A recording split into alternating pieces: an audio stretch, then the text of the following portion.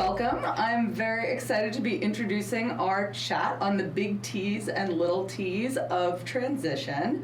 My name is Lynn Coleman. I'm the clinical director here at Cotting, and I am lucky to be graced with the presence of our education director, Leah Thibodeau, and our program director, Karen Waddill. And we're going to be chatting a little bit about sort of the ins and outs of transition and what the little changes in the context of the day-to-day life at school, at Cotting School, and then the bigger sort of journey to transition beyond Cotting. So, to set the stage, I'd love for each of you to speak to just the idea of the word transition and what that means to each of you in your respective roles and here at Cotting. So, Leah, can you get us started? Sure. So, as the ed director, I sort of take a very broad look at transition from early on when a student enters Cotting, so as young as our lower school students, through when they exit out, so between the ages of 18 and 22.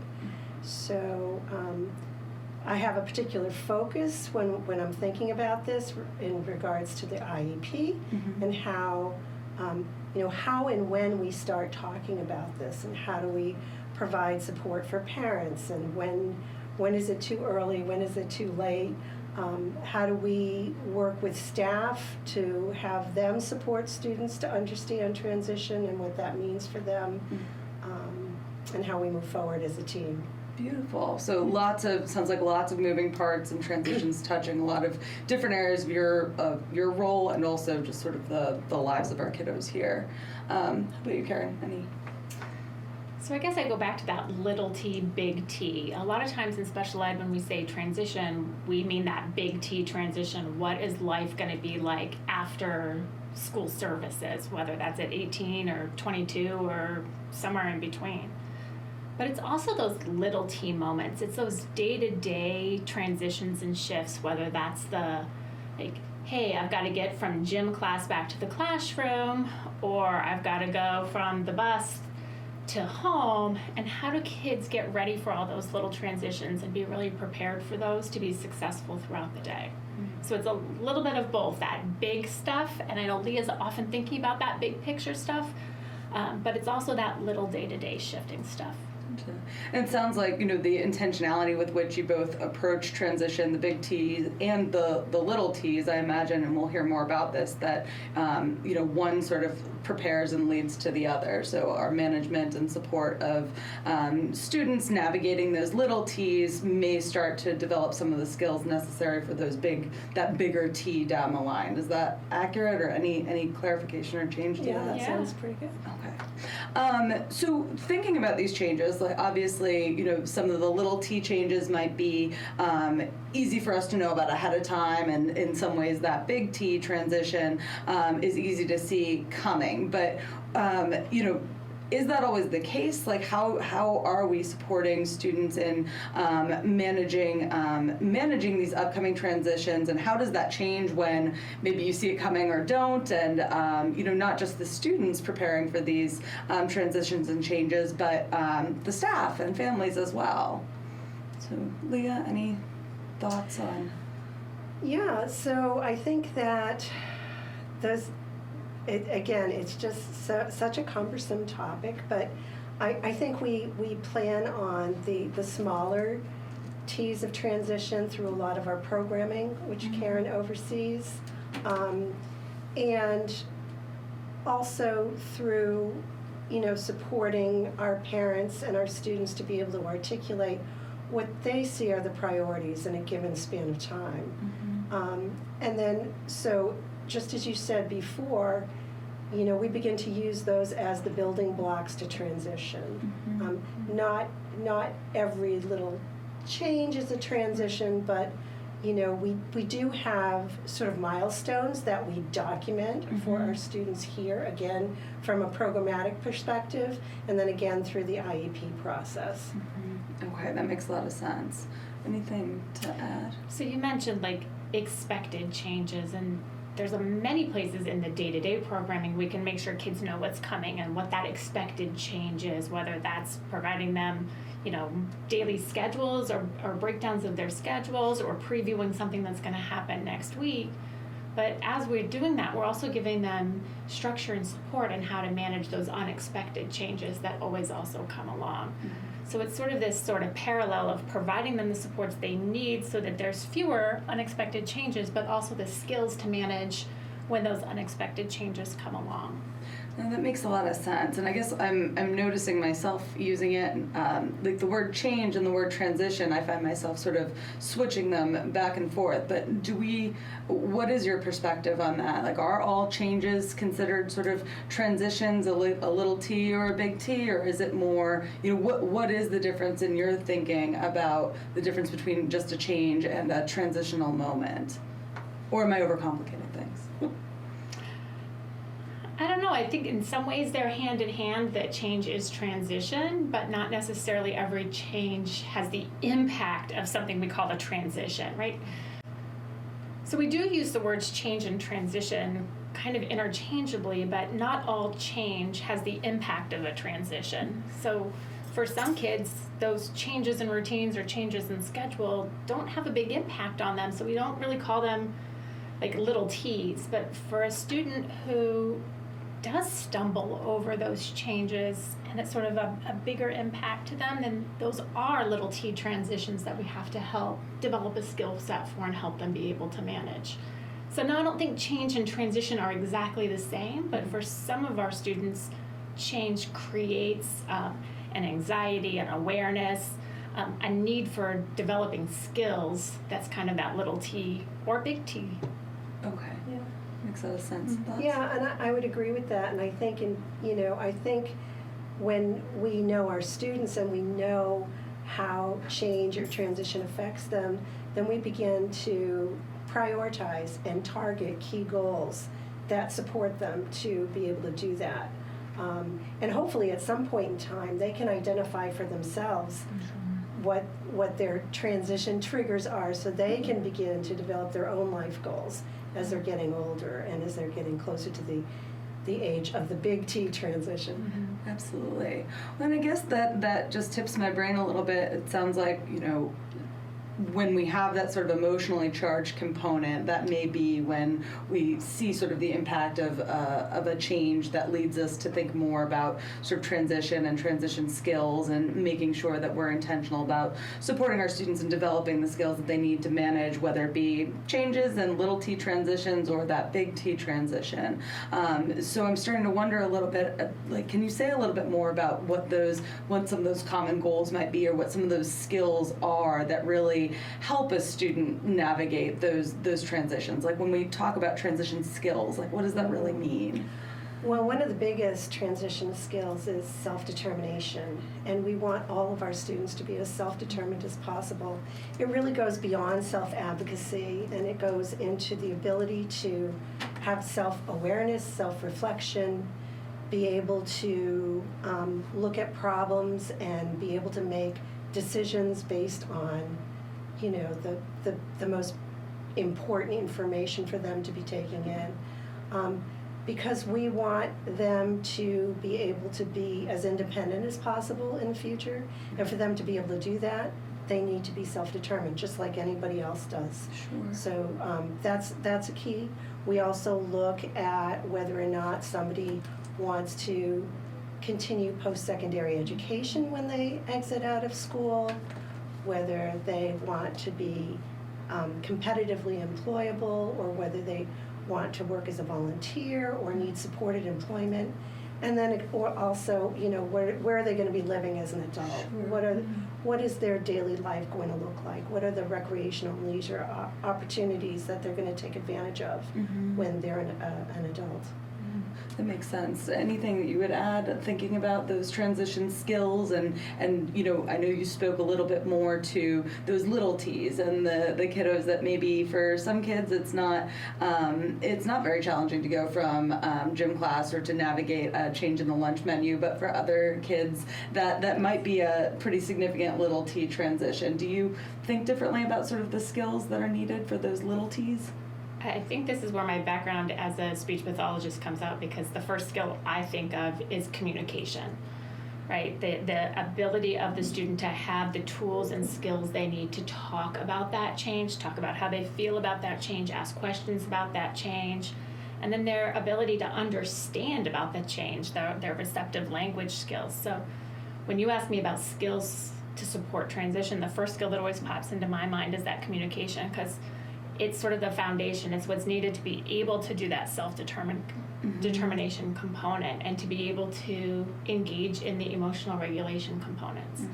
So that's sort of where I always come back to first, but it's really a cross-disciplinary approach. Like, transition skills can be every clinical and academic domain, so there's no one skill area necessarily that's the most critical. That's going to depend on the student, and I think that's where we have the collaborative care model that sort of lets us shift, and instead of having one priority or multiple service providers and educators and families help sort of determine what skill area is the most important for a student to be able to best manage those little T's and big T's. No, that makes a lot of sense, and I guess so. I'm hearing that it's a very individualized process, both from the standpoint of the student and family kind of identifying where their goals are, what's going to be beyond cotting as far as the big T is concerned, and then getting to know individual students, and I imagine adapting to their growth and progress as well. So one year maybe the change of the lunch menu could be a transitional sort of challenge to navigate, but as they get accustomed to or develop the skills to manage some of those unexpected changes in day-to-day life, then maybe that doesn't have to be as big of an impact for that student, and we might move to a different skill. Is that accurate? Yeah, I think that sounds like a good. Thinking about the self-determination piece, does that fall similarly? Like Karen was speaking to, communication is necessary to sort of drive the ability to engage with the team around self-determination and developing those goals and increasing that awareness. Who's sort of charged with developing that self-determination piece? Is that also sort of it takes a village kind of thing? Oh, I agree that it does. It does take a village, and it really is, again, something that we look at early on in terms of, again, is a student able to make just simple choices and decisions throughout the day? How much support do they need? We look to the parents, of course, because we want to be on the same page as the parents to identify what are the most important skills. And as Karen said, using the collaborative care model, we can take those priorities and we can shape them from a variety of different disciplines so that everybody's honing in. And what that does is it best supports generalization of those skills that are being developed so that the student's able to do those wherever they are, whether it's here in school or out in the community or back at home. Wherever they end up going from here. No, it sounds like that definitely supports sort of getting to practice sort of all throughout the day. It's not just practicing with your communication therapist or with your guidance counselor or voc person, but sort of sounds like classroom teachers and family members, everybody's on the same page. So thinking about, how do we know, and like who do we consult to kind of figure out when a student is like ready for those changes or ready to jump to that next level of like skill building? Like how do those conversations kind of unfold with the students versus the staff versus the family, and how, like, what sort of factors does the team kind of consider when it comes to a student's readiness for those changes? I think for me it comes back to finding like where the student is and meeting them where they're at, and that takes everyone's opinion. It's the whole IEP team's opinion about where the student is and where they need to go next, and then breaking it down in such a way that they can sort of jump that ladder in a way that's meaningful for them. If we make that next bar too far for the student, then they can't get there. So it's sort of that zone of proximal development, or that zone of learning, like how do we set these little markers for them? Some kids it's a really tiny step, and some kids it's a bigger step, but what's the right step for each kid to move forward and be ready for those changes, whether they're the little T's or the big T's? Sure. Yeah, I agree with that. And I also think that it's important to to really check in with the student. You know, oftentimes we'll find that we're really surprised about the students who are able to contribute to discussion of transition and their goals for the future. Sometimes we underestimate any student's ability, regardless of their ability to communicate, to tell us what they think their strengths are, what their preferences are, what they like, what they don't like. All of those pieces of information give us an indication of a student's readiness. How are they expressing their desires to be more independent, to shape what happens throughout the course of their day. So, you know, I really, it's so important to have the team on the same page along with the parents, but it's also important to really try to get that information from the student as much as possible. I think one of the things that we do well is think about it's not just one person trying to get that information too, and then like sort of bringing all of those pieces together. So some students might share something with their PT and they might share something a little different with their job coach, but bringing that information together and adding that to what they've shared with the parents and sort of bringing that together in a way that sometimes the student might not be able to draw together all of those pieces, but sort of helping support them. Well, you thought this was important and you really like to do this and you said you're really good at that, and sort of, again, shaping them. I think that's a great word, like helping and supporting them shape all of those pieces together. So I'm hearing a lot about sort of, again, the multidisciplinary approach and the team supporting the student. Obviously, the IEP is sort of the legal document that holds a lot of that information. So I'm curious both about, where do these transition goals live within the context or the landscape of an IEP? Like, where is this a section unto itself? Is this like sort of baked into, communications, obviously, going to support a student's like readiness for change and ability to navigate. So I'm curious kind of where you would point to say that these are sort of the transition goals within the IEP. But then also, you spoke to, yes, the importance of checking in with the student and combining all of our information. Does a student ever participate in their IEP meeting? Does that become a regular part of sort of the procedure? Is that a student-to-student decision? So it's just a little bit, Leah, about the IEP and sort of how it supports and contains these goals. Sure. Well, by law, a student is entitled to start attending their meetings in Massachusetts as early as age 14. Well, we have to talk about the big T before then. So every year from the time the student starts attending special education programming, we have a team vision for that student. And as they get closer to the age of 14, that's when we really start honing in with parents about the importance of thinking about the student as a young adult, a developing young adult. And, we look at a 5-year span of time to see where the goals, where the targets are going to be. So typically, we don't start thinking about goals as transitional goals till at least age 14. And then as students get closer to the age of 18 or 22, if that's when they're going to exit out,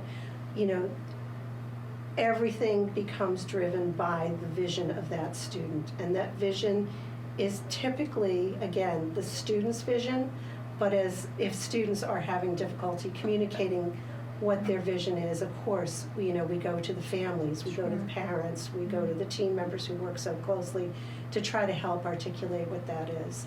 But the goals of the IEP become very transitionally embedded in the IEP, and also in the transitional planning form that will accompany the IEP from ages 14 through 22. Okay, so then it sounds a little bit like, because we already spoke to how many different skills and different goals might be needed to develop to support little T transition or big T transition. So it sounds like really at that age around 14, those transition, we start looking more ahead to that big T transition, but some of those goals that we were working on ahead of time would still support the little T's and developing the skills that would be needed for that transition. Is that accurate? Sure. Yeah. Yeah, and also, through transitional assessment. Transitional assessment can be less formal. It can be done at 3-year evaluation time. But again, as the student gets closer and closer to the age of the big T transition, we're using assessment information to really, again, target in on what those priority areas should be based on what those assessments are telling us. Makes sense. Do you have anything to add to any I was just going to say, so we take those like long-term transition goals and sort of just start walking backward. Well, what do we need to do to get the student to that place or get closer to that place? Sometimes these goals for students are beyond just like that 22 years and 1 day or the day after they leave us. And we can't necessarily get them all the way to that place, but how far can we get them toward that place, and can we give them information about how to further their path? Like typically developing students, they frequently don't know the day after they finish school exactly what adult life is going to be like. They don't have everything lined up. We just want to make sure they have the skills to keep moving down their path, keep moving toward their bigger goals, and not stagnate or not feel stuck or feel like that day after my last day is what the rest of my life is going to be like automatically.